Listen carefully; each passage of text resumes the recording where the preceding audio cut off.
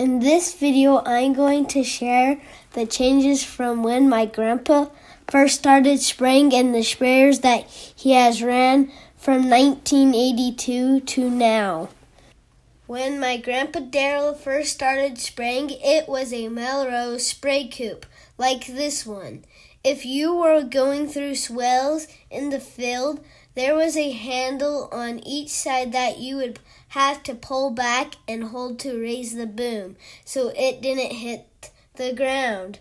Soon after Grandpa started spraying, they bought a Melroe 220 Spra Coupe that had foam markers so that you would know where your previous path was. However, if the field was too long, the foam was melted before you would make it back. The foam tanks were installed on the very back, which made it heavier, so if you weren't careful, you would wheelie it up on the back end. One day, he stopped spraying because it looked like it was going to rain. He went across the valley to another field where his partners were hauling rocks. They looked over at the area the sprayer was parked and saw smoke. They rushed over to the sprayer and discovered it was on fire. The fire melted the tank and burned all the wires on the engine. The cause of the fire was when the company they bought the sprayer from installed the foam marker. They didn't put a fuse by the battery on the hot wire. The wire rubbed through its coating, and when the rain came, it shorted out and caused the fire. The company fixed it under warranty and replaced the damaged parts. They used the sprayer for several years until they started leasing a farm with steep hills. Grandpa sprayed on that farm for 1 year, and then in 1994 they bought a 100-foot pull-type sprayer. One big change was that it had a 1,500-gallon tank instead of a 200-gallon tank, so it could spray a lot longer before needing to refill. The windscreens also allowed him to spray in the wind. After spraying 200,000 acres with it, it was completely wore out. So in 2010, they bought a brand new 120-foot Flexicoil XL68 sprayer. They put a lot of acres on that sprayer, and in 2016, an opportunity came up to buy a neighbor's Case Precision 160. Case bought out Flexicoil, so it was the same as the Flexicoil XL68. But it was red. The booms on it was 135 feet wide. It was also newer, with less acres on it. They used it for 4 years. In June 2020, they bought a John Deere R4045 Self Propelled Sprayer. This was a huge upgrade for my grandpa because with all the other sprayers, he would use the same Steiger tractor that was 38 years old and had over 20,000 hours on it. He sprays 36 to 40,000 acres a year, applying fertilizer and spraying weeds on the farm. With the Spra Coupe, he could only spray 40 acres per tank, so to decrease the time it took to fill up, his nephew would use a hand pump and a chemical barrel to get buckets ready to fill the sprayer when it was empty. They would get up at daylight and spray until the wind came up, which some days was only a couple of hours. With the bigger sprayer, it eliminated the need for 2 people, and they started using shuttles with chemical pumps and meters to fill the sprayer. And in 2024, they purchased a SurePoint quick draw system that automatically adds the chemicals so you don't have to handle the chemicals directly. We'll cover how it works in another video.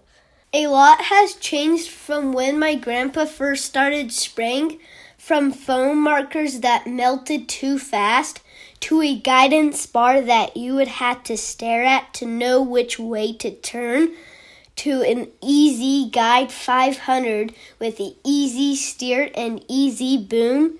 This system had a controller with a foam roller that turned the steering wheel, and the easy boom would automatically turn the booms on and off as you would overlap areas that had already been sprayed. Now the John Deere monitor is integrated into the steering system so that it automatically steers the steering wheel. The sections on the boom are also controlled by GPS to turn them on and off. Each system was an improvement over the one before, and now John Deere offers an auto-track turn automation system that will automatically turn at the end of the field. What will they come up with next? Now I want to share about some of my memories spraying with my grandpa. When I started helping my grandpa on the farm, he was using the Flexicoil XL68 sprayer. He used a Steiger Panther PTA 325 to pull the sprayer with. The Steiger was my favorite tractor because it was the third biggest tractor they had on the farm. It had 8 big tires, and it was fun to ride in because I'd like to watch the big tires spin. Here is a video of when I was just 4 years old. I wanted to be independent when getting off the tractor steps. Are you sure you can do it alone? That's a long step. Wow. You are getting big. In order to spread the booms out on the Flexicoil and the Case Precision sprayers, you would first have to back up until they were straight out at 180 degrees. Then the windscreens and the nozzles would be lowered. It was so cool to watch. Now that he drives the John Deere R4045 Self Propelled Sprayer, the booms go out automatically because they are suspended in the air.